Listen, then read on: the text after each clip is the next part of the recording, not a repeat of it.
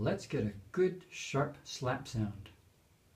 There's a lot of tips for the slap, and every teacher teaches it differently because every player plays it differently.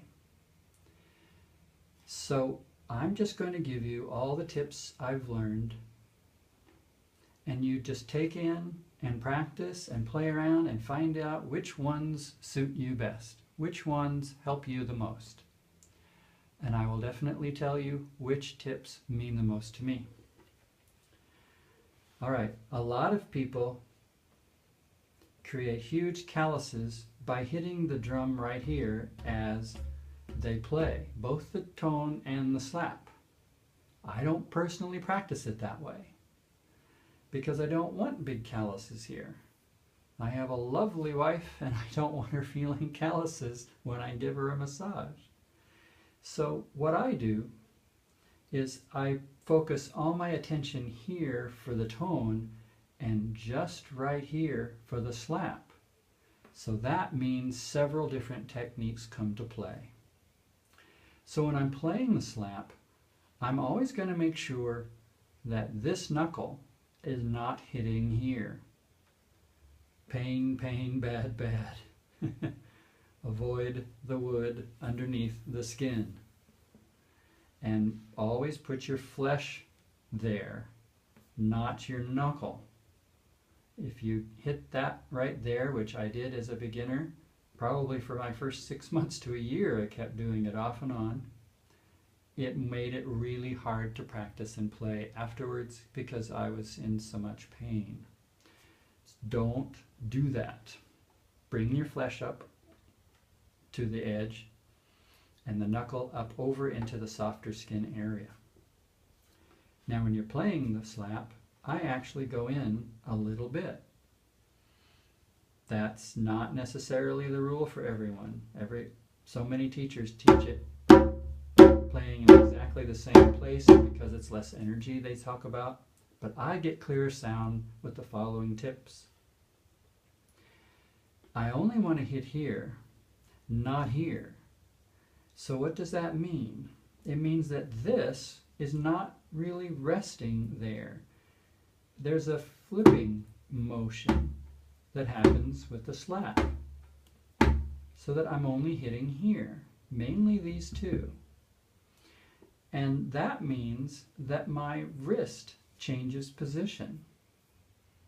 So for the tone, I'll teach you it's straight out. So now for the slap, just make this conversion. Tone, slap. See how it starts up here? My fingers start up here. For the tone, it starts here. For the slap, I start way up here. So that they have a little room to flap. So here we go for the difference between a tone and a slap. Tone, slap. Tone, slap. Tone, slap.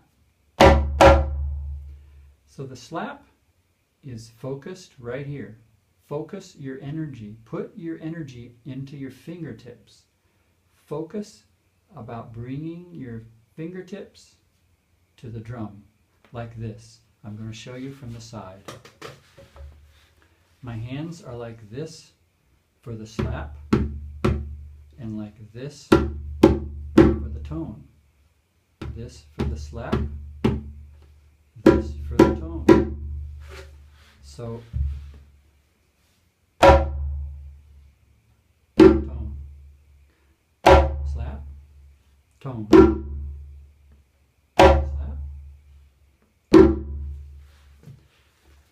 Now right and left.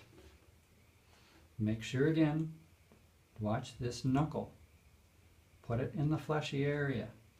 Make sure you're not going to hurt yourself. And focus your attention on the fingertips. And for me, it's raising this part for the slap. See, my finger can go right here. So that I create plenty of room for my fingers to slap. slap. So you can, and it's almost the sound of one hand slapping, one hand clapping. Now we finally just figured out what the Zen koan is all about. It's about drumming and practicing for your slap. Sound of one hand slapping, one hand clapping.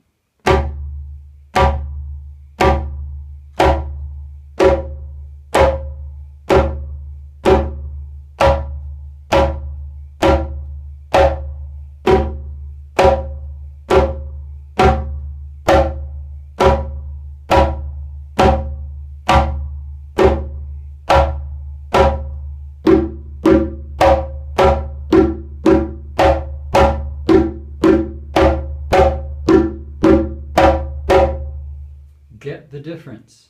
The differentiation between the tone and the slap is a lot of how to create melody in this music, and melody is the way to inspire dancers. It's the way to hack into the nervous system. It's the way to create melody that motivates. This musical tradition, whether it be African music or anything else in the djembe, depends on getting those three clear sounds: bass, tone, slap. Work on it. It took me 2.5 years to get good differentiation. And it might not take you 2.5 years, but it won't take you 2.5 minutes either. So give yourself some patient time and attention. And when you're playing, look to the clarity of your sounds. All right, that's the slap sound. Let's do a couple tones and slaps.